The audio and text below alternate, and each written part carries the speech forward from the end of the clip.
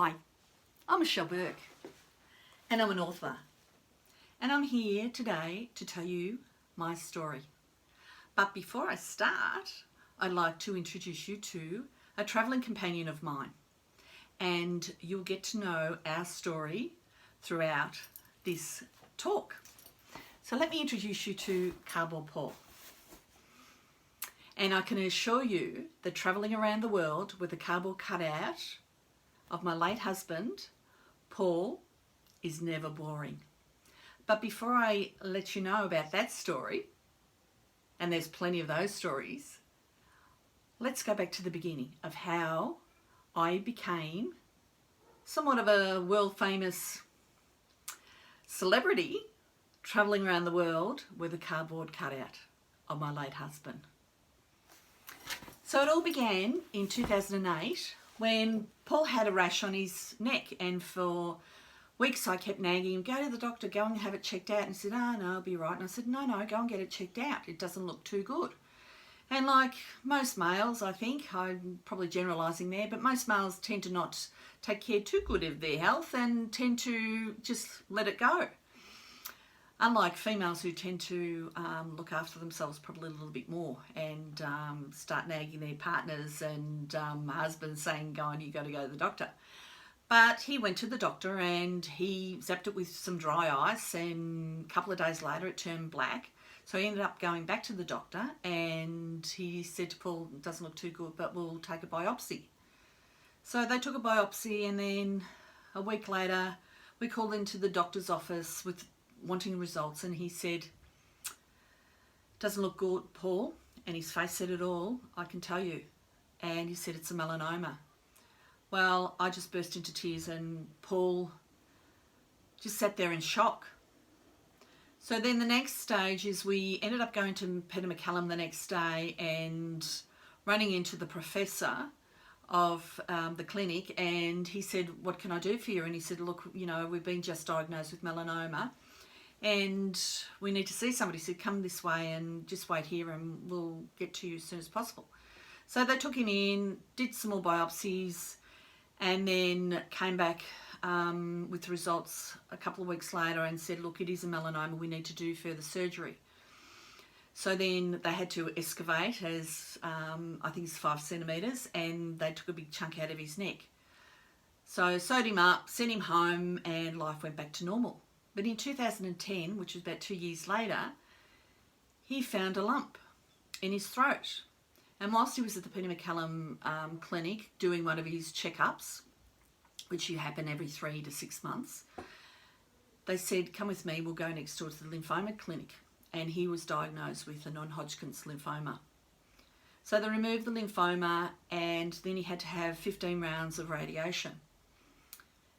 So then life went on again. And then back in 2014, we went on our holiday up to Port Douglas, beautiful up there, and went and rested and enjoyed ourselves, and went out to the Great Barrier Reef, and he was complaining about a backache. So I said to him, look, I'll get you a heat pack or something or other, and so I got something for him, and he stunk like menthol all the way home on the plane.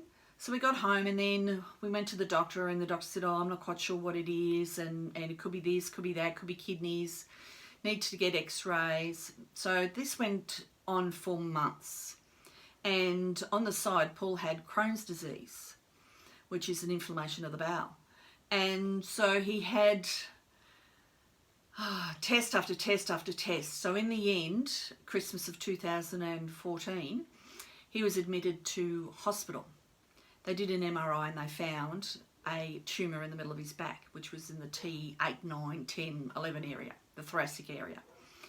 So they did some surgery, debulked it, and then on Christmas Eve, the family were there just with Paul, and the oncologist came in from Peter MacCallum and said, look, sorry Paul, but you've got a melanoma in the spine. So Paul had to go through rehabilitation. There was some radiation through that period, and he came home, and then for months he was going okay. He learned how to walk again because he couldn't walk because he was paralysed down his right side actually, and so he was paralysed, and then he had to learn to walk again.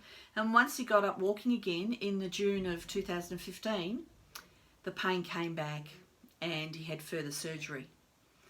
Then 2 months after that, he had further surgery. He had another 2 spinal operations. By then he was in wheelchair bound, and he had radiation, he had immune therapy, he had trial therapies of whatever we could do for his melanoma. And so he had 5 spinal surgeries in that 12-month period, and he had a spinal leaking on top of that as well. So then in the December of 2015, he had a brain leak, because we knew he had a tumour on the brain as well from all these tests, because he was having forever MRIs and PET scans. So he we ended up back in St Vincent's private, and because it was during the New Year period, because it was on New Year's Eve of all times, the doctor, his specialist came in, his neurosurgeon came in and said, look, Paul, we'll see how we're going. If you go into a coma, we'll operate immediately. So he was okay over that 4 or 5 days, and then early January, I think it was about the 5th or 6th of January, when they all sort of came back after the Christmas leave, he had surgery, brain surgery. And I was very worried. Called the family in and said, look, we don't know whether he'll make it. So after that surgery, he had more radiation and then more PET scans, and they found that it was just spreading like wildfire, this cancer. He had a rare melanoma, and it was called KIT, K-I-T, and only 2% of white Caucasians get this. So he was one of the very unlucky ones to get this melanoma. So in the January of 2016, he was told that he was terminal. He only had months to live. So I said to him, what do you want to do for whatever time we've got left together? And he said, I don't know, what will we do? And I said, look, let's have a family gathering. Our daughter was turning 21 in the April. His mother was turning 90, and we were having our 25th wedding anniversary. So then we celebrated our 25th wedding anniversary by renewing our vows, which was a lovely special occasion with our family around. By then he was in a lot of pain. He actually was put on a morphine drive, and I gave up my full-time employment to care for him.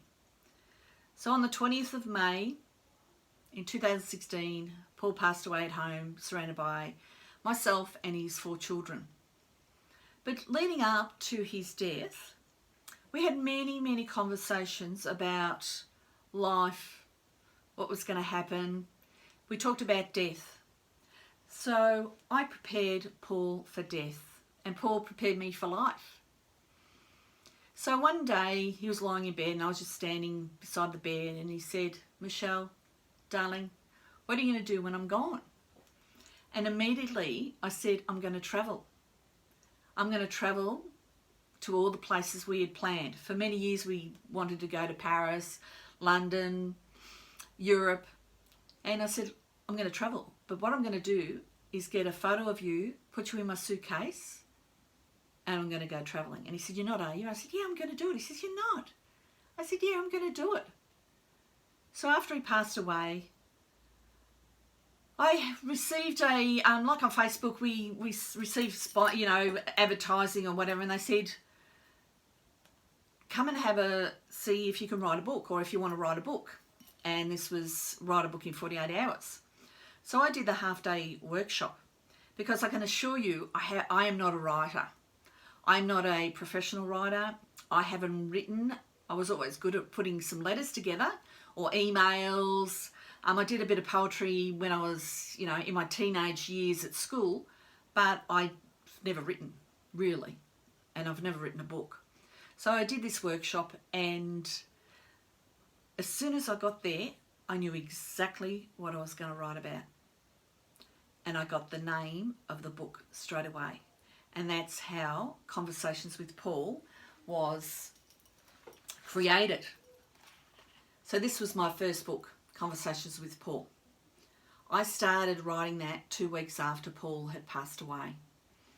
It took me a few months to write, and I was very fortunate because what I was doing with this book is writing posts on Facebook and updating people about his journey from the very start. So I'd had all those notes, and I quite like writing notes about, as I write, doing it. So then what had happened is in the November of 2016, when I went on my retreat to our writer's retreat, I'd finished the book. So on the Monday of after the retreat, I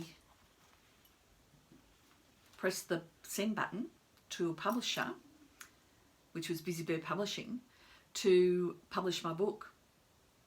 So in 2017, in the March, I launched my book, which was extremely exciting.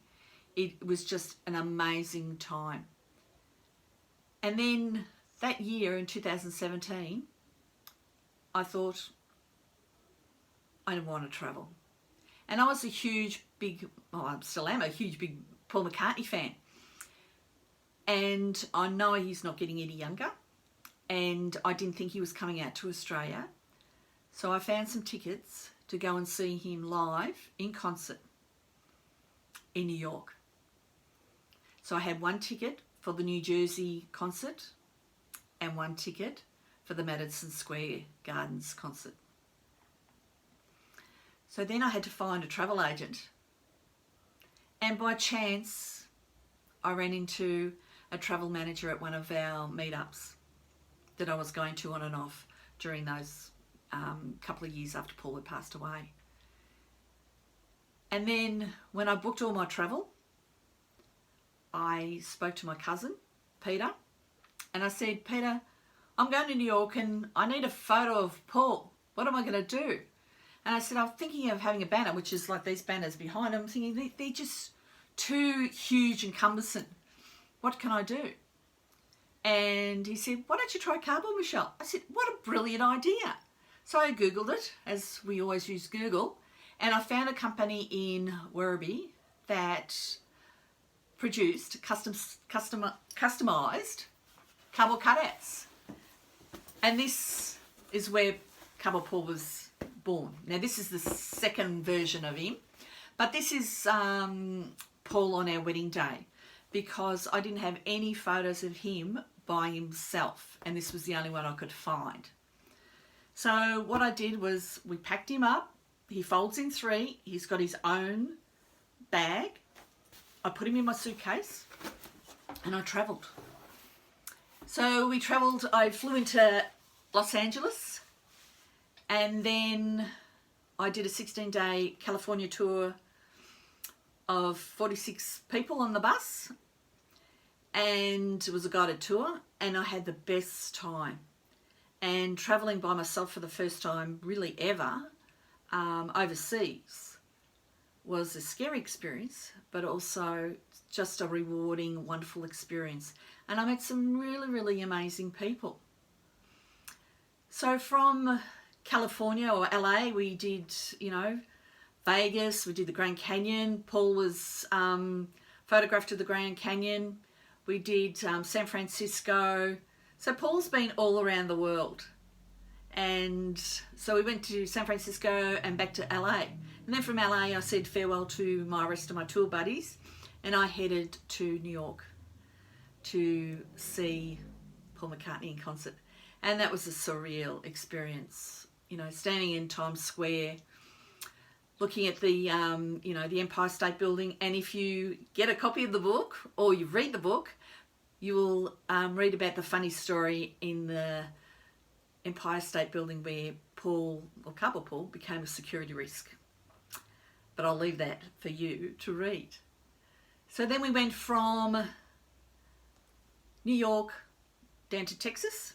So I flew into Houston, and this was just after Hurricane Harvey had hit Houston, and they were devastated, a lot of that area. So when I was in Vegas, I was getting a bit concerned. So I was ringing up my travel manager and just saying, Elisa, what's going on? What's happening? So then from there, I travelled from Texas in Houston, and I went and saw NASA, and I hung around with all the cardboard cutouts at NASA, but I didn't take cardboard Paul with me, which was hilarious.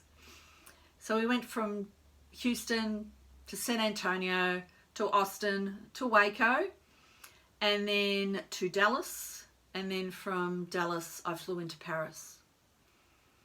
And then I got lost in Paris, and I actually literally got lost in Paris. But when I was in the gardens, I turned around and I saw the Eiffel Tower, and I just burst into tears.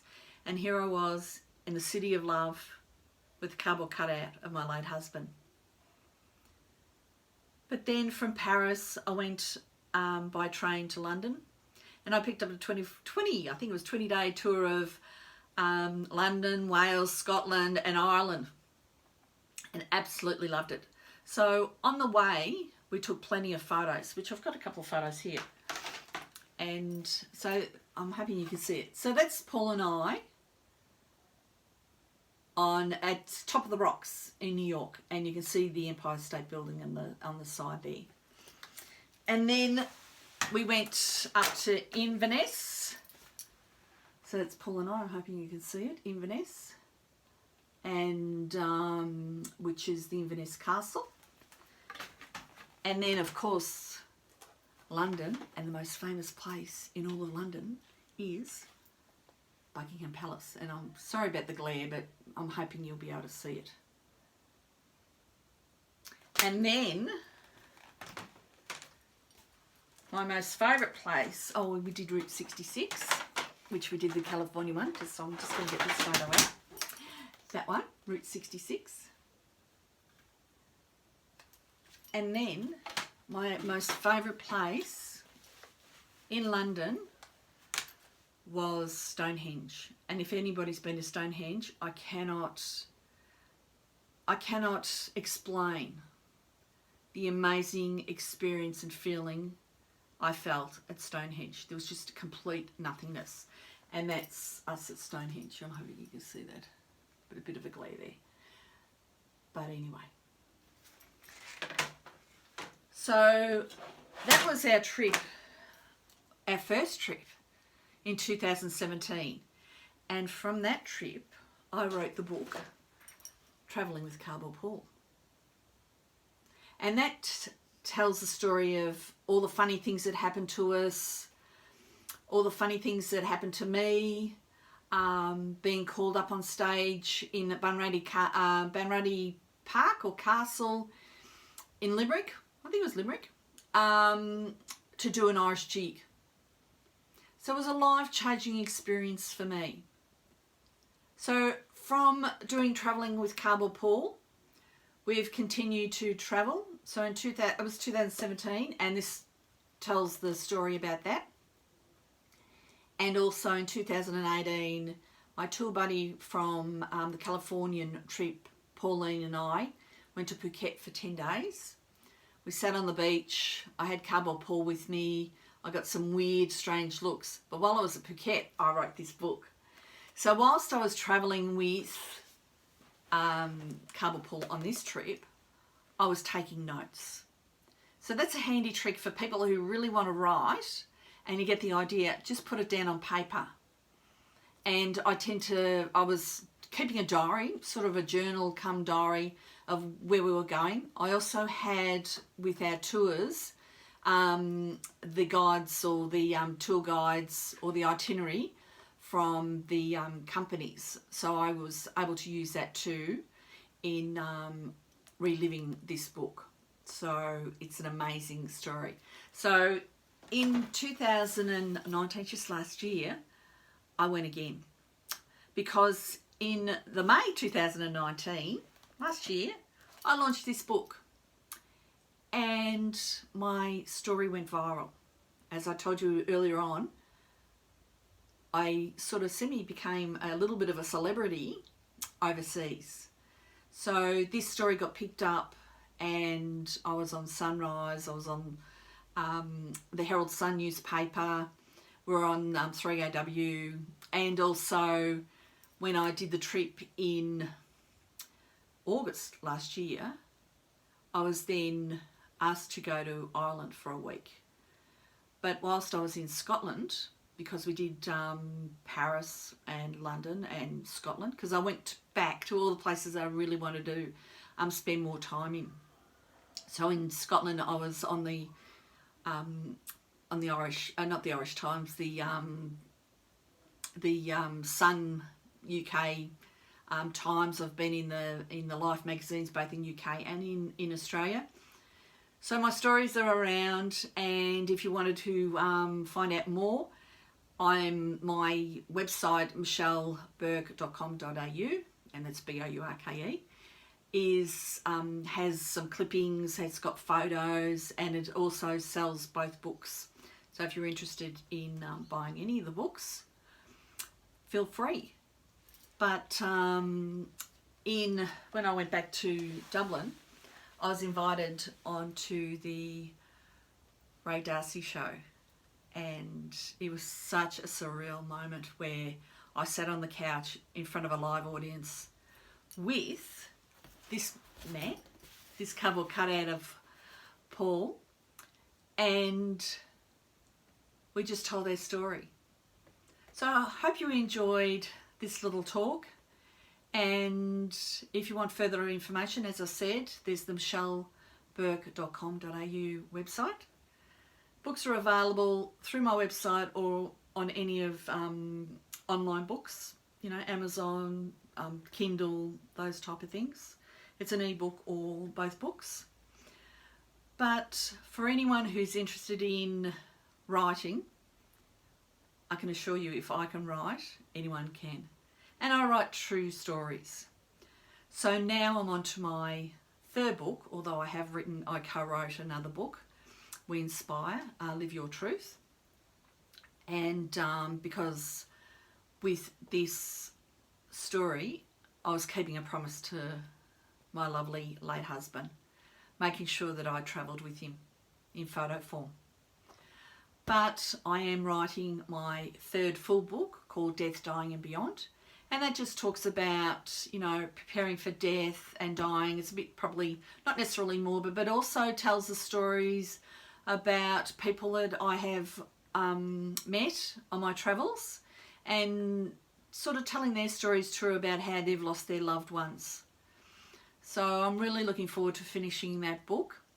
I've also recently written a screenplay called A Love Like No Other, and I have sent that off to it's like a competition. I've submitted it to Impact Australia, and I'm hoping to get a call very shortly, and maybe you might see us on screen.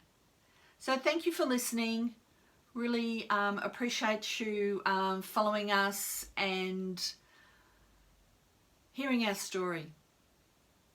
And I wish you all well, especially through these trying times. And good luck with it all. Thank you. I'm Michelle Burke.